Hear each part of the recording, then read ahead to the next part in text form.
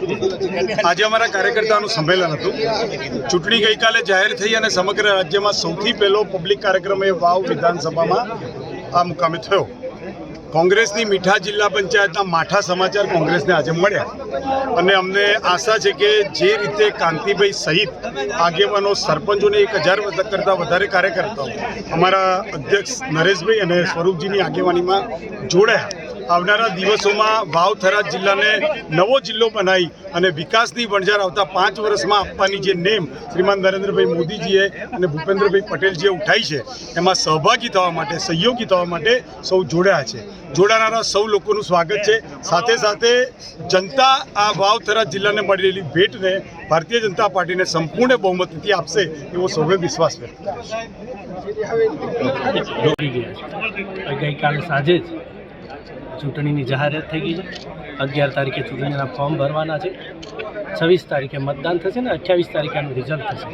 આજે સવારથી જ થરાદ વિધાનસભાના જિલ્લા પંચાયતનો બેઠકમાં હતો અને પ્રવાસ દરમિયાન થરાદ વિધાનસભાના પણ આજ 1000 કરતાં પણ વધુ કોંગ્રેસના કાર્યકર્તાઓ ભારતીય જનતા પાર્ટીમાં જોડાણા છે। નરેન્દ્રભાઈ મોદી સાહેબની વિકાસની ગાથા અને વિકાસના યજ્ઞના સ્વરૂપને જોઈ અને કોંગ્રેસના કામ કરતા લોકો જ્યારે પોતાના વિકાસ અને પોતાના વિસ્તાર અને પોતાના સમાજની ચિંતા કરી અને વાવ વિધાનસભાના આજે 1000 કરતાં વધુ અને 10 કરતાં વધુ સરપંચો અને સામાજિક આગેવાનો કોંગ્રેસનો છેડો ફાડી અને ભારતીય જનતા પાર્ટીમાં જોડાયા છે। સાહેબ, દરિયા જિલ્લા પંચાયતના ભાજપના કાર્યકર્તાઓ ક્યાંક ને ક્યાંક સ્થાનિક ઉમેદવારની માંગ લઈને રોષ ફાટ્યો છે। શું કહ્યું, સ્થાનિક ઉમેદવાર મળશે કે ક્યાં? ચોક્કસ આ ભારતીય જનતા પાર્ટી દરેક કાર્યકર્તાની પાર્ટી છે અને આ તાલુકા અને જિલ્લા પંચાયતની ચૂંટણી એ અહીંયા લોકલ ભારતીય જનતા પાર્ટીના બૂથ અને પેજ સમિતિના સભ્યોની સરકારની પાર્ટી છે।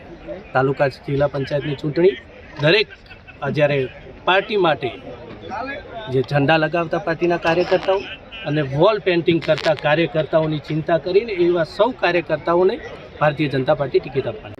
ભારતીય જનતા પાર્ટી સમાજના સ્વીકૃત ઉમેદવાર અને પાર્ટી માટે મહેનત કરતા કાર્યકર્તા માટે હંમેશા તત્પર ઊભી રહે છે અને એ પાર્ટી ભારતીય જનતા પાર્ટીના કોઈ પણ ઉમેદવાર આવે અહીંયા ઉમેદવાર કમળનું નિશાન એ પાર્ટીનો ઉમેદવાર છે અને એ પાર્ટીના દરેક કાર્યકર્તાઓ એને સ્વીકૃત કરી અને એને ગભે ઉપાડી અને જીતાડવા માટે સક્ષમ છે અને ભારતીય જનતા પાર્ટી તાલુકા પંચાયત જિલ્લા પંચાયત આગામી સમય અને બાબર નગરપાલિકા થરાદ નગરપાલિકા તમામે તમામ ભારતીય જનતા પાર્ટીનો ભગવો લહેરાશે।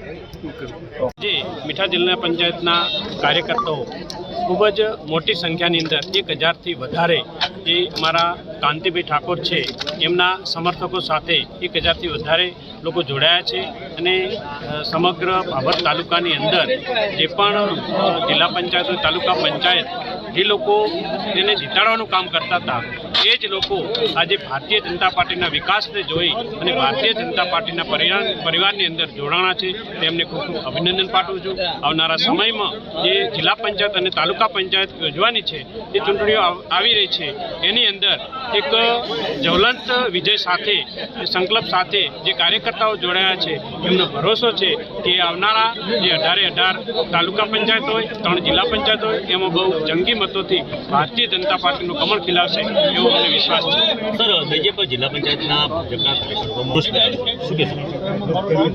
દરેક જણને ઉમેદવારી કરવાનો હક છે, દરેક જણ ઉમેદવારી કરશે અને ભારતીય જનતા પાર્ટી દરેકને સંતોષ મળે એ રીતનું ભારતીય જનતા પાર્ટી ઉમેદવારને નક્કી કરી અને ભારતીય જનતા પાર્ટીનું કમળ આપશે અને એને જ સૌ સાથે મળી અને અમે લોકો જે પણ ઉમેદવાર આવે એને જીતાડવાનો પ્રયાસ કરીને અમે બહુ જંગી મતોથી જીતાડીશું। સ્થાનિક જ ઉમેદવાર આવતો હોય છે, જ્યાં જઈએ ત્યાં સ્થાનિક જ ઉમેદવારની પસંદગી હોય છે એટલે ભારતીય જનતા પાર્ટીનો જે પણ નિર્ણય હશે એ લોકોને સ્વીકાર્ય હશે અને લોકો કોઈ જંગી મતોથી કમળને વોટ આપીને જીતાડશે।